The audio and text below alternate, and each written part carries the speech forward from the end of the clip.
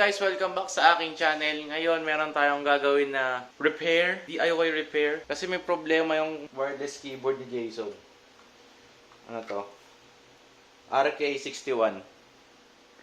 Yan, papalitan natin yung switch niya. Pakita ko sa inyo. Guys, ito nga pala yung ipapalit namin na switch. Yung sa kanya, red switch. Tanggalin mo nga son, pakita mo. Yan, red switch. Ito yung pinakamura, 25 pesos. Sa easy peasy namin siya in order. Ayan, no? 25 pesos per piece. Ote mo to, blue switch. And ote mo rin to, red switch. Yan guys, tignan nyo kung ano yung problema. Pati nga son, ano problema? W. Yung W, Ayan o, tingnan mo. hindi naglalakad oh.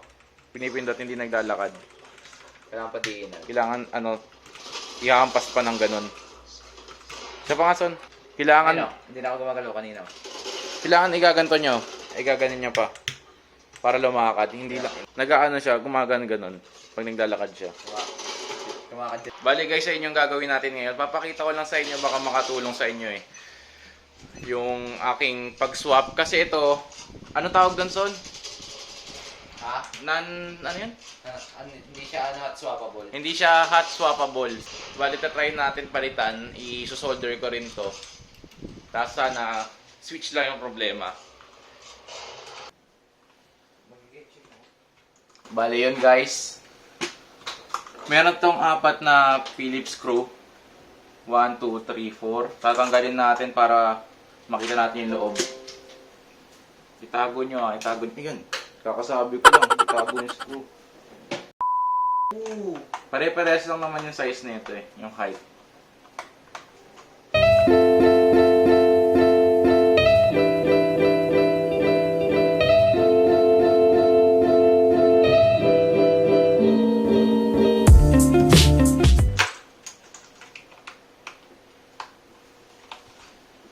Yan. Apat na screw nandito na. Bale, pagtanggal nyo, meron tong ito, yung cable. Natatanggal lang to. Walang kayong tsane. Natatanggal naman to eh.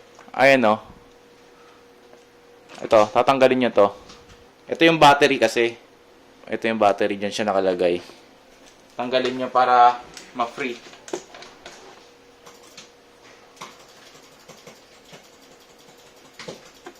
Yan. Tanggal ko na guys. Ayan nyo. Tabi muna natin yung back cover. Ito yung may problema eh. Yung W. Bali siya yung tatanggalin natin. O nga pala, dapat habang inaano nyo na to, pinapainit nyo na yung soldering iron nyo. Ayan o. Kasi kung makikita nyo, itong W na to, ay itong switch na to. Bali, didisolder natin to. Tatanggalin natin yung, gagamit tayo ng pump. Kukuha natin na ganon. Tapos, isi-swap na natin to. And sana gumana at maayos na yung problema. Bale, ito na guys. Tignan nyo maigi, baka mali yung switch na ma-desolder nyo ah. Bale, ito yung sa atin. Tatanggalin natin to.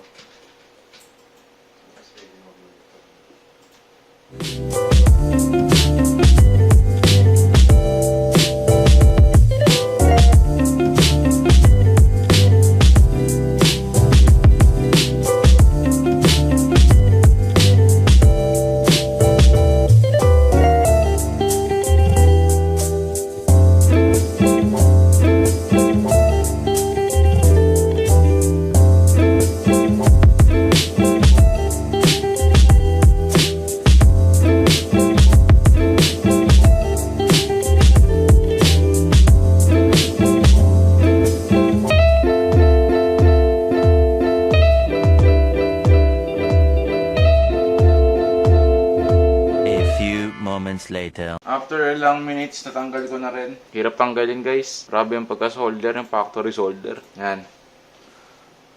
Yan siya. Kita nyo? Yan. Ito yung papalit natin na bago. Testing natin sana switch ng sira. Tanggal na yung tsura niya. Yan guys. Wala siyang switch. Nalagyan natin ngayon.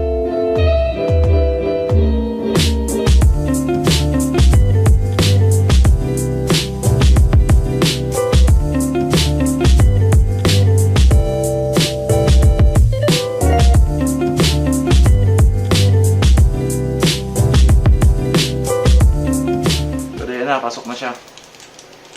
Tsura. Susolder ko na lang. Ayan.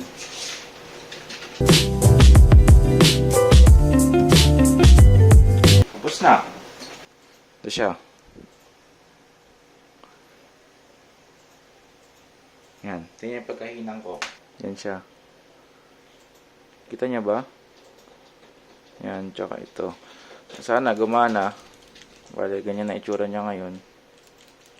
I-assemble na ulit natin. O, huwag niyo kalimutan yung sa battery, ah. Ikakabit niyo ulit yan.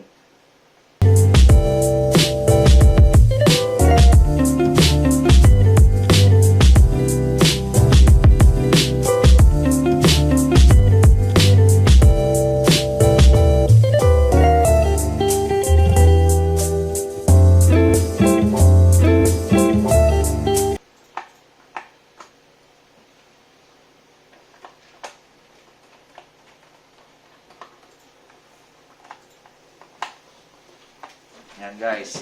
Na. Sana okay pa siya. Oh! Ano? Oh! Okay. Tignan nyo guys.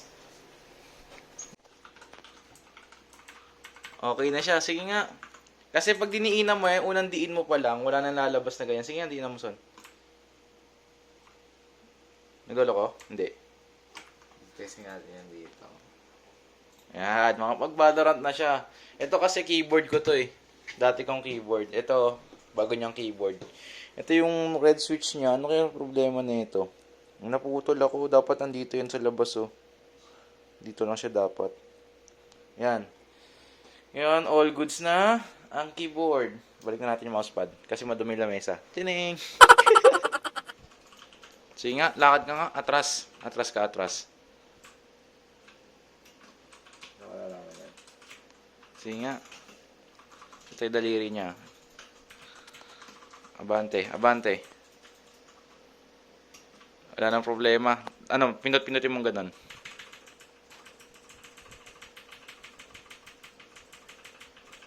Okay na yung keyboard niya ngayon. Meron na siyang gagamitin na mechanical keyboard.